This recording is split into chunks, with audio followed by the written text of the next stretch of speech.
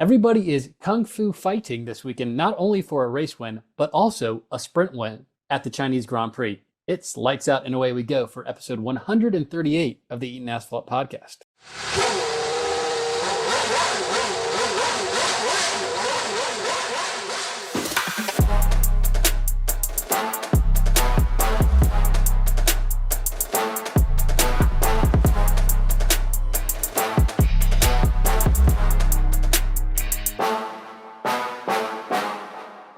We are back with some 2 a.m. races. Hopefully the last time in a little bit. I'm excited. I'm not going to lie and say it's not wearing on me. This is a way to really weed out the people who think they like F1 versus the diehards like Marco and Ian. I'll tell you that.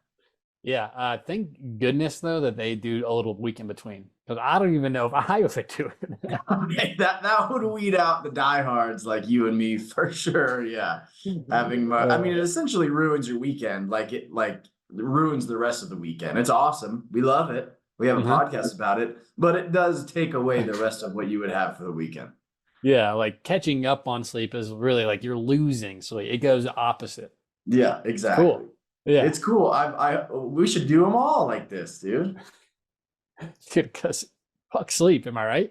Yeah, forget about it. Yeah, dude. Me and David Goggins, same thing. Sleep is for weak. Cut from the same cloth. Exactly. All right. Well, this should be a pretty quick episode. Obviously, we don't have the two funds right now. We just have our preview of the Chinese Grand Prix. So we have our sectors for this episode.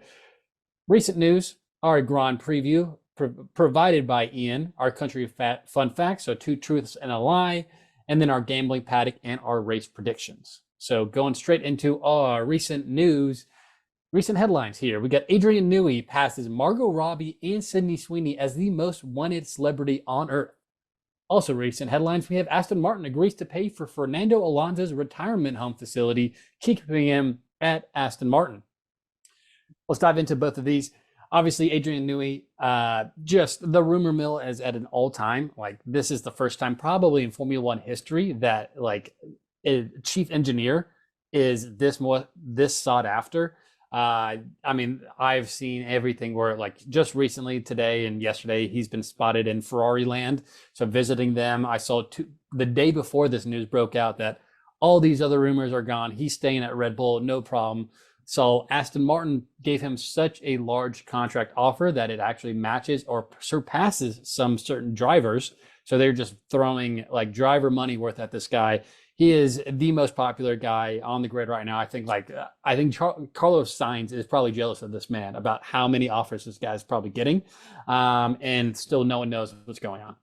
And it's worth it. I mean, he's worth every penny, I assume. Like, if you can say, hey, the reason that the number one team in Formula One by maybe the biggest margin ever, or one of the biggest margins ever, like, is because of me. It's because I built that car. You ever heard of the book How to Build a Race Car? Yeah, I wrote that. That's by Adrian Newey. Maybe you should hire me, and maybe it's, maybe my salary is going to be in the. How much do you think he gets realistically? Put a number on it. I wonder, one, if they disclose technician salaries or not, or like engineers and chief development officers salaries. But $5 million. I mean, I wouldn't be surprised if it were double that. You're probably right, but I wouldn't be surprised if it's double that. I mean, yeah. What a return on an investment! Like, oh, we have to dole out $10 million, and all of a sudden we get hundreds of millions back. Like, no wonder this guy's commanding such a salary. But hell yeah. Yeah, that's fun. It also saw on a positive news for any non-Red Bull fans that he was saying that the RB20, there's not much more additional, like, they can squeeze out of this and like much more pace that they can add on throughout the year. So hopefully the other cars, and this might be some sandbag and invitational here, and them just being like, oh, we're screwed. The other teams are going to catch up. We have nothing. Probably just talked myself into believing that this is not true, actually. So, damn it. Yeah. Good job. All right. Let's move on. Got At least I figured out live.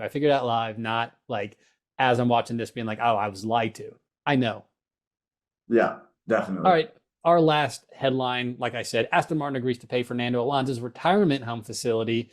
He's been one of the start of silly season, probably is around now since Carlos Sainz has been shopping around since like Alonso has been a popular figure. I think that he met with some other teams, including Mercedes. Apparently there was an offer with him, but he decides to stay with Aston Martin, which is a little bit of a surprise. But he signs a 2-year contract. And apparently from the interview, this is the longest contracts that he's ever signed in his career. I don't know. He said this, and I said 2 years, really? And then he was like, well, this is technically like a lifetime contract. So I don't know if he's referring to the lifetime contract, which then, yes, of course, that's the longest of your career. If he's talking about the 2-year one, hard to believe. So I don't know which ones he's referring to, like the hypothetical lifetime or the real 2-year one. Yeah, I mean, okay. Yeah, That's sure. Gavin, fact check. We should, if Gavin were a bigger F1 fan, I wish we'd be able to be like, Gavin, fact check. And then he could put a green check or a red X. Yeah, just like a noise, like, all right, fact check, and we go, or like, ding, ding, ding. I don't know. But yeah, like, it was a surprise. I think he said he wanted a longer term deal, not a 1 year. He wanted to get to a deal that got him to the 2026 new regulations, new car, and have something to work with.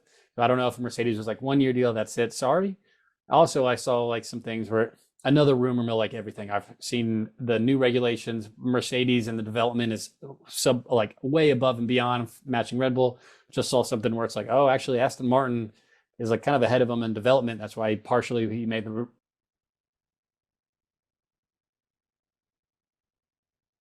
move. So I don't know. I feel like I've been saying Aston Martin is like the last every year since they've been here. So I don't know. I don't think I can believe that either. Yeah. All right. Well, you're cutting out on my side and I'm the one recording, so I'm sure that probably sounded great for all of our audio listeners. Thank you very much. And with that, I say we move on to our Chinese Grand Preview. It has been a while since we've gone racing in Shanghai. I'm not exactly sure what happened over there out east since we raced back there in 2019. If anybody has any information on what happened between like 2020 and 2022, 2023, around that time, then make sure to share it with the podcast. Probably nothing. But this track that looks like Mr. Peanut Butter from BoJack Horseman is an absolute cracker of a race. It's designed to look like the Chinese symbol Shang, which means upward or superior in Chinese. And like Marco's Ding Dong, this track is a little longer than average at 5.4 kilometers. Drivers are going to go around the circuit 56 times, passing 16 corners every time. First sector goes into a nice little curly Q, followed by a balance of one really acute, like probably the slowest corner on the track, and then some high-speed corners right after it, and finishing on sector 3 with a long straight, holds one of the 2 DRS zones on this track. I mentioned it earlier, but when we're still doing the thing where we say what the track looks like, this track looks like a dog that has like a fist up, where it's just like, hey, hey, bully, like that back kind of box. thing. Yeah, old school boxing. Yeah. So we'll give Gavin. This is low key my favorite part of doing the track thing is saying what really it looks it's like. a thinker. Yeah. But anyway, as far as weather's concerned, should be relatively clear all weekend. No rain, about 70 degrees or so as a high, and so it should be just good old racing, which is nice. You don't want to come back to China and then have a race decided because of rain, right? You don't want to come back, have a race decided because of rain that Max Verstappen wins. You want Max Verstappen to win on merit, right? Fuck it, I don't care anymore. What are we doing? Am I? Don't bring this up, huh? All right, there's your Chinese Grand Preview. Let's move into our country fun facts, 2 truths and a lie style. Marco, I'm going to have you go first for your 2 truths and a lie. Try to fool me. 2 truths and a lie. Number 1, 35 million Chinese people still live in caves. So it's a lot of cave dwellers. I mean, that one, can I guess that one? Keep going. That's not my final answer, but that's wild, right? 35 is a lot, dude. It's like the Southeast. All right, another one. Fortune cookies were not created in China, but rather in Mexico in the early 1900s. Stolen valor? My last one is going to be the longest traffic jam in history, lasted 12 days and was over 62 miles long in Shanghai. Okay.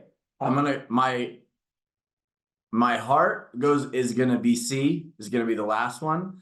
But I feel like if I don't guess that 35 million people live in caves and it's the lie, then I'm gonna kick myself. So I'm gonna officially go with 35 million people live in caves.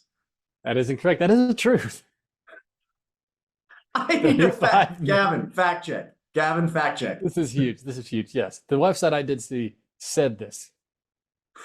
That is so many people that live in caves. That's an absurd number of people. Do they are like some of them have to have cave communities, right? Like Little cave cave tunnels cities. that go into like cave supermarkets. I'm pretty sure that the fortune cookie is not Chinese, and so I'll go with the traffic jam. Traffic jam is also a truth. The only lie about the fortune cookie is it is American, made in San Francisco, not Mexico. So Stolen Valor Americans took that one. Gotcha. Also, the traffic jam in history lasting 12 days. What do? You just come back to it? Like you're like, hey, I'm just gonna walk home, and I like every couple of days I'll check to see if I need to move my car. Like that's why it took so long, because every time they tried to get started again, they're like, "Oh, this guy's not." We're missing like 6 cars. Yeah, we got to get these guys back. Yeah, he's coming back later on, I guess. Yeah, no, we told him Wednesday. It's actually Tuesday is actually the right time. Sorry. All right. Well done. You got me. Mine is gonna be a little bit child labor focused. So perfect. first, this is going to perform really well in the TikTok algorithm if we put that on. Whether it's rice, wheat, potatoes, or tomatoes, China has always been a leader in agriculture. But about 10 years ago, farmers were puzzled when a state-sponsored chemical crop growth accelerator started exploding watermelons. A. B. Children aged 10 to 15 in China worked an average of 6 3/4 hours per day in 2010. And C, there are more child labor instances in Lithuania than in China.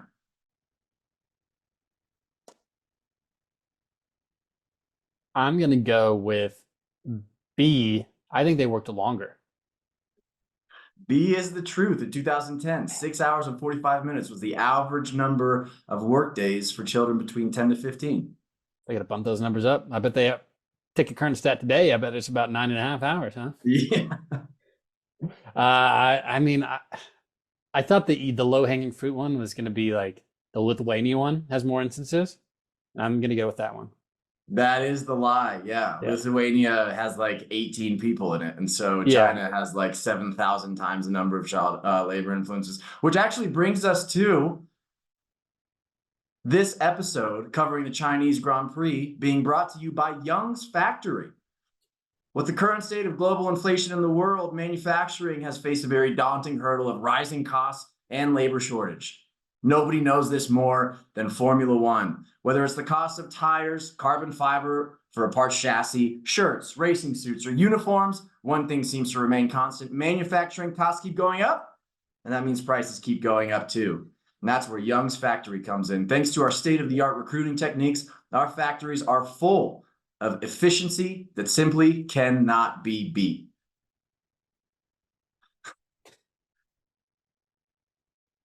I didn't like writing this one.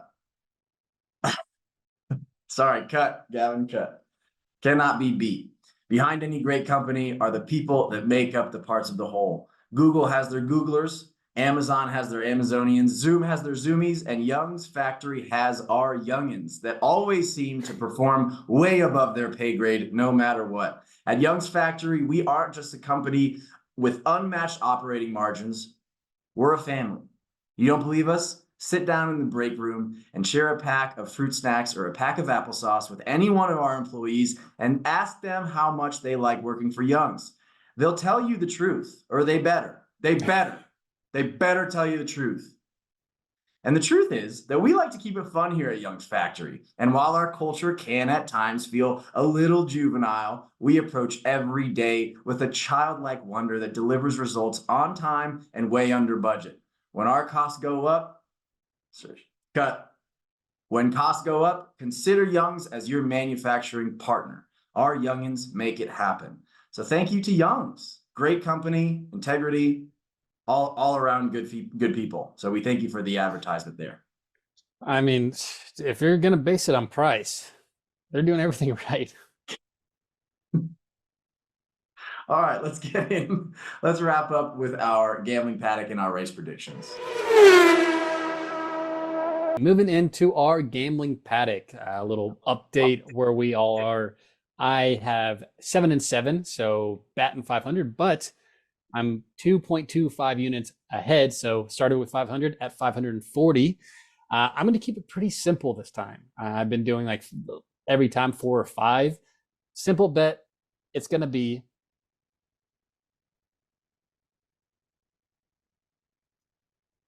where did it go? Sorry, Gav. Sorry, Gavin. Cut. All right. Simple bet is going to be, will there be a safety car? Yes, there will be. 2 units minus 165. That's it. That's it. You just That's it, dude. I don't like it, but I just there was nothing that was really really filling me up when I was looking at these options, and I just said, all right, let's be safe, and it's probably not safe. I mean, I would make fun of you, but I did have safety car, yes, 1 unit at minus 165 on my card. Hey. I'm not going to do that. I'm going to let you have that one. I'm going to do Yuki Tsunoda winner without Red Bull, Mercedes, McLaren, Ferrari, and Aston Martin. 1 unit at minus 110. So we're getting less and less money. I was going to say, they figured it out. They've been listening. And then I'm going to put Stroll on the points. He's minus 175. So I'm going to double up here. I'm going to get a little risky, kind of low risk or high risk, low reward kind of deal. Hell yeah. But I just kind of want to root for Lance Stroll. So I'm going to root for Lance Stroll this weekend in the Chinese Grand Prix. And we're going to make some money for the good listeners of the Eatin Asphalt Podcast. You're welcome in advance. Please make your donations to the Eatin Asphalt Podcast, TikTok or Twitter. Nice. Is that 2 units for Lance, or are you doing 1-1? 2 units for Lance, 1 unit for Yuki. All right, fun, dude. We'll get some stake in the game there, eh, boys? Dude, you might pass me by the end of the weekend if things go poorly for me. Statistically, I don't know if that's possible, but I'll try. We'll see about it. All right, and let's wrap up with our race predictions. I think I go first, Marco, or do you go first this time? You go first. Right on. I'm going to take Esteban Ocon for my who does not finish the race. I'm going to take Guan Yu Zhou for driver of the day. I'm going to take Yuki Tsunoda, douche of the day, going with a little Asian fusion there. Wild card prediction, I'm going to say a double Sauber points finish. So for that to happen, their garage needs to not make a mistake, which statistically is an anomaly in the first several races. Fastest lap can be Max Verstappen, and 1 car to not finish this race. Okay. Your wild card prediction makes mine difficult. I'm gonna go. I just said Zhou in the points, so yours is way better than mine. I'll go double Haas points finish. Easy. This way we're rooting for teams. I like it. Yeah, it's a team sport, you know? Yeah, love it. All right. Well, do you want to say the rest of your predictions? Forgot you guys can't see my screen right now, huh? I have my answers staring me in the face. You guys don't know. All right, let's start it off on my race predictions. Who do we think not finish? Danny got a new chassis. That's probably not going to bode well for him. Danny does not finish. Driver of the day is going to be Charles. He finally passes Carlos Sainz, beats him in 1 race this year. We got to get the trend going, get our number 1 driver back on track. Douche of the day is going to be Pierre Gasly. Wildcard prediction, like I said, double Haas points finish, fastest lap, Carlos Sainz. It's a Ferrari good weekend for us. How many cars don't finish? I am going to go with 2. Unless you said that. I didn't hear. Nope, I said one. So you're all in the clear. And there you have it, our pre-weekend podcast for the Chinese Grand Prix. I'm excited. We haven't raced here in a long time. This has been 5 years since we raced here, so this could be a real cracker, real barn burner of a race there, Marco. Yeah, dude. The last time, I believe, what's his face? Valtteri Bottas got pole. So, do you want to change your wildcard prediction to back-to-back poles at Chinese Grand Prix? I am gonna keep it where it is, but I Okay, appreciate. fair. Yeah. All right. Well, appreciate everybody listening. We will see you on the other side of the Chinese Grand Prix. See you, assholes. See you, assholes.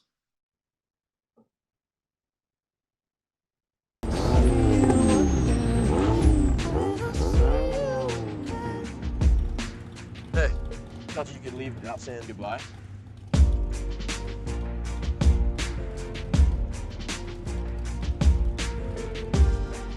I used to say I lived my life a quarter mile at a time. And I think that's why we were brothers. Because you did too.